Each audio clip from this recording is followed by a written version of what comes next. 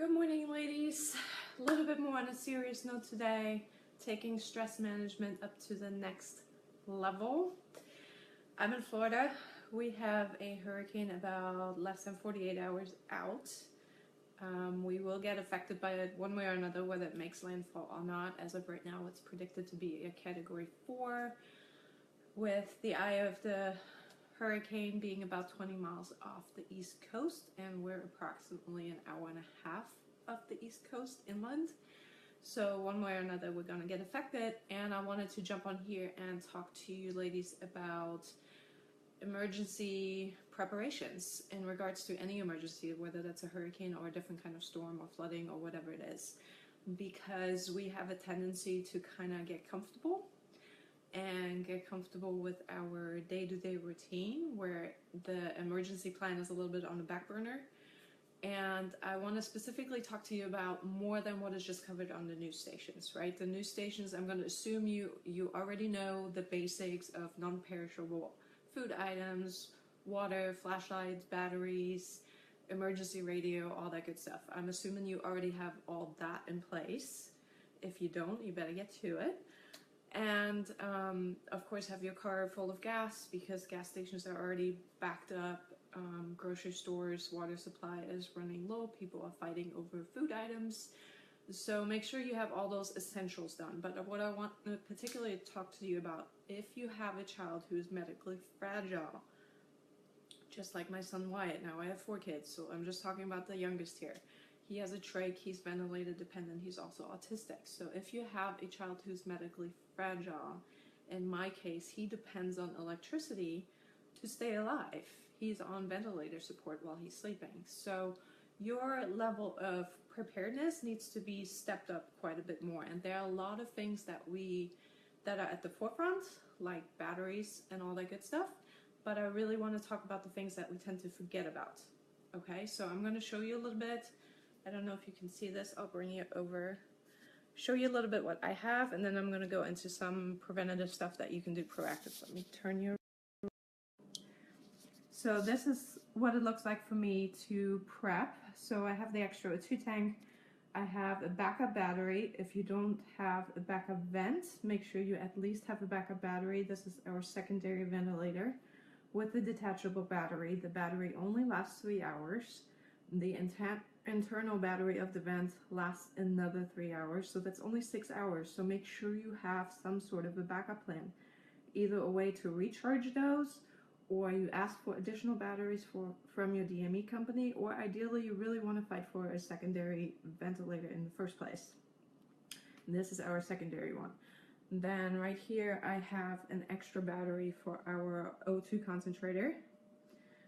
Then I have the car charger for our concentrator. Of course, you want to make sure you have all your car chargers for your suction, for your vent, whatever equipment that you have that your child needs. Make sure you have your car chargers. Okay, that is always an alternative that you can go to when you run out of other options. If your car is running, you can charge stuff in your car most of the time. When it comes to actual supplies, what a lot of people forget about is these are suction catheters, for example, right? You need to really have extra supplies for 7 days in case you get to the point where you have to evacuate or you get misplaced. You want to have at least 7 days worth of supplies so that you are prepared in case you're somewhere down the road and you have 7 days to really get a hold of your DME company or the hospital or wherever you need to go to fill that up. So for me, that also means things that I don't normally think about. This is from the suction machine that Wyatt uses, right? Normally, we don't change this out but once a month, but what if this actually breaks in those 7 days that you misplaced? So make sure you have a backup on this. And then I also have peroxides. Power goes out, I can't boil water. If I need to clean something for his medical supplies, that is something that I have in tow, as well as distilled water. I have an extra trach. I have an extra humidification chamber for his ventilator. I have all the daily supplies like trach ties and humid vents and HMEs and saline bullets. And I have 2 different sets of ventilator circuits that are underneath here. In case something breaks, I need to be able to be able to put another circuit together at any given time, no matter where I am. So those are just the supplies that I'm talking about. Let me turn you back. Sorry, my finger got in the way there. So supplies, make sure at least 7 days. Okay, because if you have to pack up for whatever reason, normally we only pack this kind of stuff when we have a surgery coming up, and when we know we're going to be staying at the hospital for a while, or we go on vacation somewhere, which happens rarely. But make sure you have at least 7 days. That gives you enough time that if you are on the road and you have to kind of get out of the path of this hurricane, you have enough time to get through at least a week and still be able to call your DME company, your hospital, and get extra supplies as you need them. Okay, so be proactive about this, which brings me to another point. A lot of things that people forget about are we live in a technology dependent life, right? All my phone numbers, all my contacts are saved on my phone. If we run out of power and I eventually can't charge my phone, I need to know how to get a hold of hospitals, the specialist my son sees, emergency contacts in general. Make sure you have these written out. I know this sounds old school, but when shit hits the fan, you need to have it written out and you need to be able to access that information regardless of whether you have power or not. So make sure you write that out. Secondary, some things that you can do proactively. Now, this is not something if you're in my situation and you're 2 days away from an actual hurricane. Okay, this is something you need to be thinking about on a yearly basis. This is something that we were taught in the NICU, but again, it tends to slip to the back of our minds as we get more comfortable with the day-to-day life. Contact your power company. They have an emergency list that your family can be placed on, so if there is a power outage, you're on the top priority list to get power restored. That is something you have to do on a yearly basis, though. You have to renew that every year, so don't forget, put that on your calendar, make it first of the year, or whatever your power company's policy is. They usually have a deadline where you renew it every year. Check in with that. If you haven't done that yet, get to it. Don't wait till you have a hurricane right around the corner like we do. Contact your local EMS, your fire station, whoever is in charge of responding to your specific location. Let them know about your child's medical needs. Let them know what your protocol is on dealing with emergencies. And the reason why I'm saying this, especially with rare disorders, they are not trained on ventilators, for example. They have the basic knowledge, they've seen it before, they know how to generally operate it, but they're not trained on your specific diagnosis for your child. So consider that.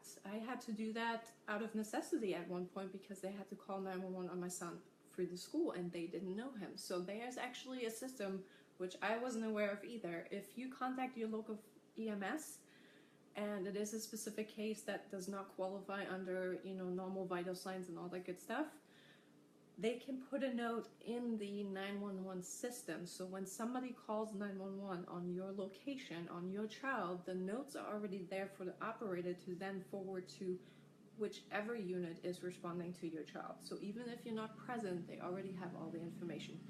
Make sure you do that. Again, that is something that needs to be renewed yearly. So don't let the slack. You don't want to wait till shit hits the fan and then crap, they don't know how to deal with my child and I'm not in the ambulance with them.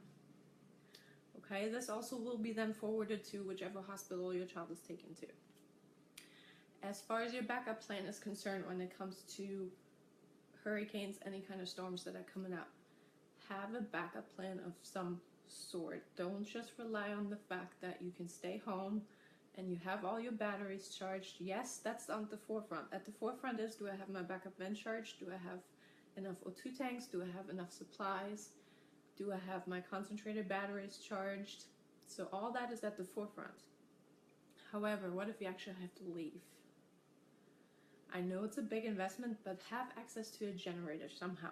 Whether you own it yourself or whether you need to make friends with your neighbor, have access to a generator, because if the power is out for more than 24 hours, chances are, no matter how many batteries you have, you're screwed.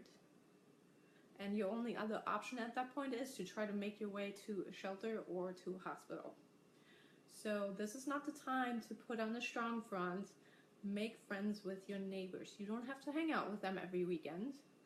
Just actually let them know, because you can't assume that they know what's going on behind closed doors. They may have seen you every now and then walking out the door with your medical gear and your kid, but chances are they have no clue what's going on and what your needs are. So talk to them, let them know, hey, if there's a power outage, can I count on you? If I need anything, I can't leave the house because of my kids' needs. Can you help me out with some backup supplies or food or water or whatever it is that you need? Make friends with them. Let them know what your situation is. There's no shame in that. And then when it comes to your backup plan in general, if you do have to leave, for us in particular, going to a shelter is not really an option. That's the ideal scenario that they talk about on the news, but that is not really an option for us. If we have to leave and we have nowhere else to stay, our only option is to go to the local children's hospital. Because if we run out of power, they have a backup generator that is far more powerful than any other shelter in the area, which is typically local schools. They have the medical staff available. They have the medical supplies available, should this go on for more than what we had originally planned for. So you want to be prepped for 7 days to be able to handle this on your own, but then also have the plan that if you do need to leave, where are you going to go? Have a backup plan, whether that's help from your neighbors, whether that's how do you get to the closest hospital. Know when you have to leave. Trust your intuition on this. It doesn't take a weather station to tell you when you need to get the heck out of the path, right? Look outside. Make a good judgment call. You know your kid better than anybody else, so don't take chances on this. And then I had sticky notes somewhere too to make sure I don't forget anything, but if you have any additional suggestions, make sure to post this below. Please, please, please share this video with your friends, share it publicly, share it even with local news stations and radio stations, because most special needs parents are not as prepared as they need to be. And the news doesn't tell you about all these little extra things when you have a kid who depends on electricity to stay alive. If you have a kid, for example, who has G-tube feeds, make sure you have enough supplies for the 7 days for that as well. There are specific nutritional needs that you can't just meet by going to the store last minute. Make sure you have that all planned out ahead of time. If there are medications, make sure you always have enough. So consider all of this. Let me see your comments below for a second. As of right now, we are not considered in direct path. If you look at the state of Florida, Orlando is kind of right smack in the middle.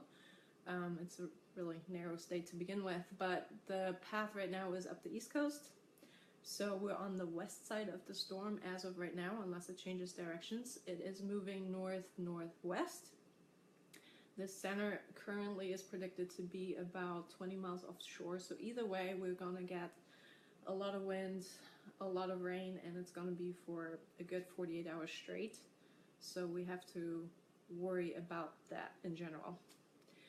And yes, feel free to share this video publicly. Feel free to share it with anybody. Tag anybody who could use this information. Like I said, this could literally save somebody's life, okay? It is that urgent, because it's not just about the normal preparation that we're talking about. This is about the little stuff that us special needs parents normally do on our own. But when we have to suddenly pack up and go, this can't be something you pack up 48 hours before. This has to be ready. Okay? Make sure you have your bags ready, just as if you're planning for a hospital stay. Except there's nobody else to give you supplies for 7 days. That's the kind of mindset I want you to go into, because you have to essentially know if trees fall down and roads are blocked, your best backup plan of going to the hospital might not be an option.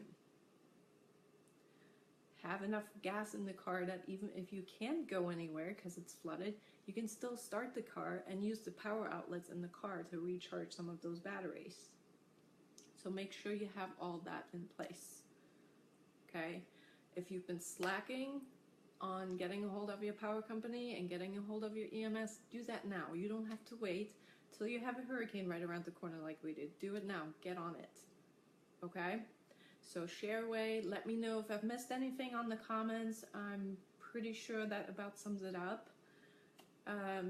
Obviously, you have to trust your own instincts, and each family's needs are different, so there might be supplies that you need that I don't, or vice versa.